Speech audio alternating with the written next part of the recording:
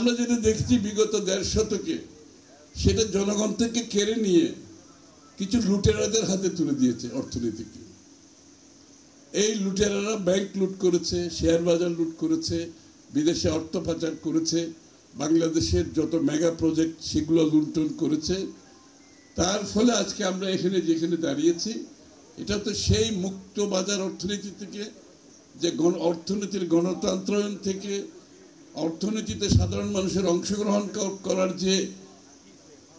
যেটা প্রতিষ্ঠিত করেছিলেন জিয়া রহমান সাহেব, পরবর্তীতে দেশনেত্রী বেগম খালেদা জিয়া যেটা অব্যাহত রেখেছিলেন, সেখান থেকে জনগণকে সরিয়ে দিয়ে তারা কিছু লোক অর্থনীতিকে কুক্ষিগত করেছে, সাথে সাথে রাজনীতিকেও কুক্ষিগত করেছে। কারণ অর্থনৈতিক শক্তি যার কাছে, রাজনৈতিক শক্তিও তার কাছে। এই জন্য জিয়া রহমান সাহেব অর্থনীতিকে গণতন্ত্রায়নের কথা বলেছে। খালি রাজনীতিতে গণতন্ত্রায়ন আনলে মানুষের মুক্তি হবে না, অর্থনীতিকে গণতন্ত্রায়ন করতে হবে। বাংলাদেশের প্রত্যেকটি মানুষ অর্থনীতিতে অংশগ্রহণের জন্য আপনি সেই সুযোগ সৃষ্টি করে দিতে হবে নীতিমালার মাধ্যমে।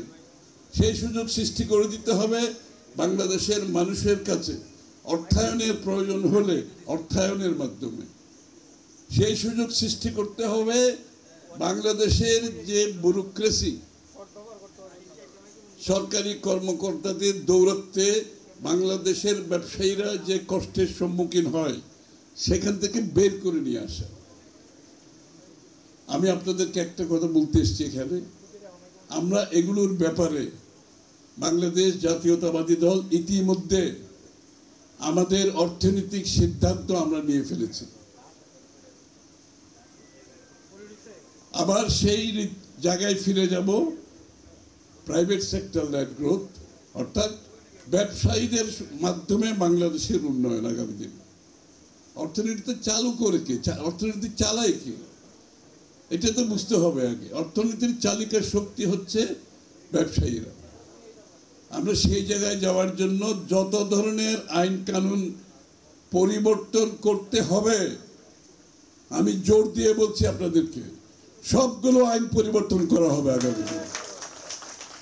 আপনাদের যাতে সরকারি কর্মকর্তাদের এই দরজা থেকে সেই দরজা, দরজা থেকে দরদারি করতে হবে না ইনশাআল্লাহ।